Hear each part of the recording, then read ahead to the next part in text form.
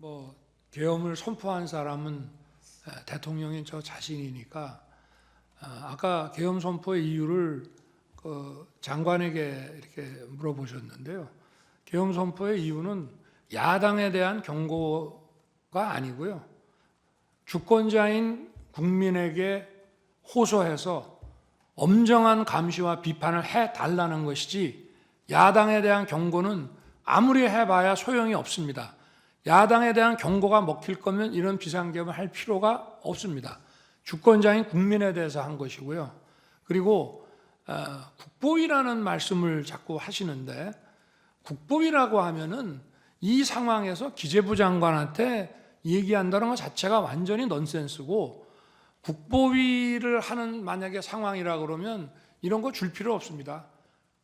국보위에도 재경분과위원회라는 게 옛날에 있는 거로 알고 있는데 그런 데서 그냥 해버리면 되는 일이지 예산을 집행하는 기재부 장관에게 이거를 줄 이유는 저는 없다고 생각하고 만약에 그런 거라고 하면은 그거는 더 고도의 정치적인 문제이기 때문에 특히 그날 와서 계엄 선포에 대해서 뭐 금융 경제적인 차원에서 이거를 반대하는 기재부 장관이라는 예산 실무 장관에게 이거를 준다는 것은 앞뒤가 안 맞고 아마 제가 그 민생입법을 방해하는 거기에 대해서 비상 그 재정 경제 명령, 긴급 재정 경제 명령 같은 거를 제가 대수비에서도 얘기를 하고 장관도 아마 들었던 것 같습니다. 그런데 아까 뭐 이게 국회의 입법을 기다릴 시간이 없는 거냐? 맞습니다. 입법을 하려면은 뭐 지금 몇 년을 했는데도 안 됐고 또 입법하는 데는 어마어마한 시간이 걸립니다.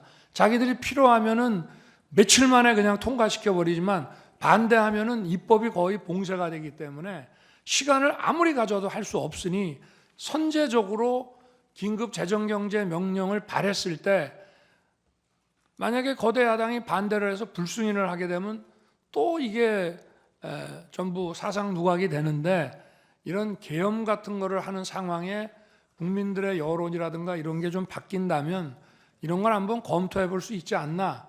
저도 처음에는 무슨 말인지를 몰랐는데 오늘 얘기하는 거를 보니 그런 거는 같습니다. 그런데 지금 우리 재판관님들께서 의문을 가지시는 국보위 같은 개념이라면은 그런 거를 시행하려고 하면 아직 군이 출동하기도 전에 먼저 대국민 계엄 선포 담화를 하고 군이 1시간 후에 국회에 들어갑니다. 제가 물어봤습니다.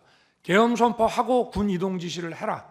그러면 얼마 걸리냐? 그랬더니 1시간 이상 걸린다. 그러면 그 사이에 들어갈 사람은 들어갈 것이다.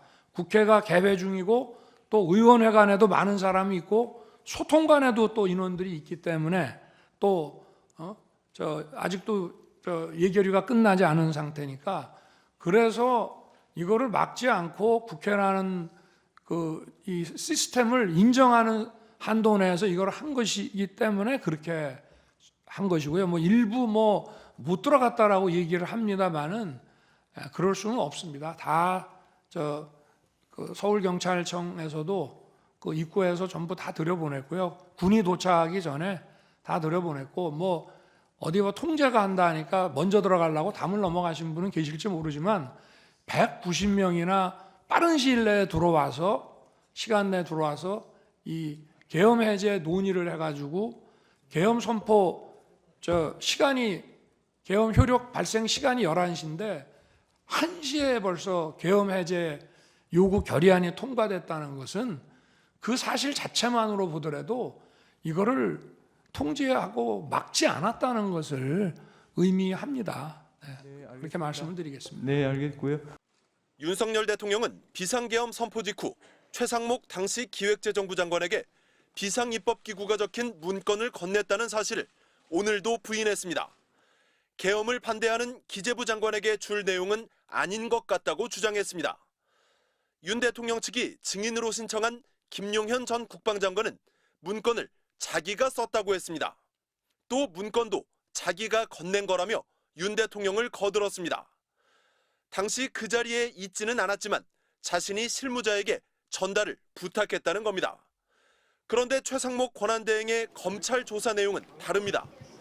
MBC 취재 결과 검찰은 최 장관으로부터 윤 대통령이 기재부 장관이라고 부르면서 실무자에게 손짓하자 실무자가 여러 차례 접은 쪽지를 건네줬다는 취지의 진술을 확보했습니다.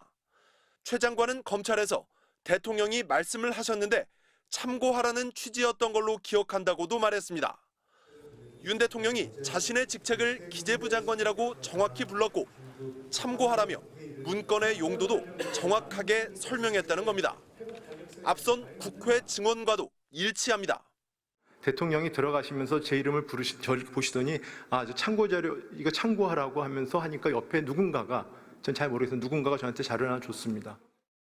검찰은 문건에 적힌 비상입법기구를 윤 대통령이 국회를 무력화시킨 뒤 대체입법기구를 만들려고 한 내란죄 성립의 강력한 물증으로 꼽고 있습니다. 해당 문건을 김 전 장관 자신이 쓰고 자신이 줬다고 주장한다면 윤 대통령이 발을 뺄 수 있습니다. 하지만 최상목 권한대행은 문건의 지시자로 윤 대통령을 지목한 겁니다.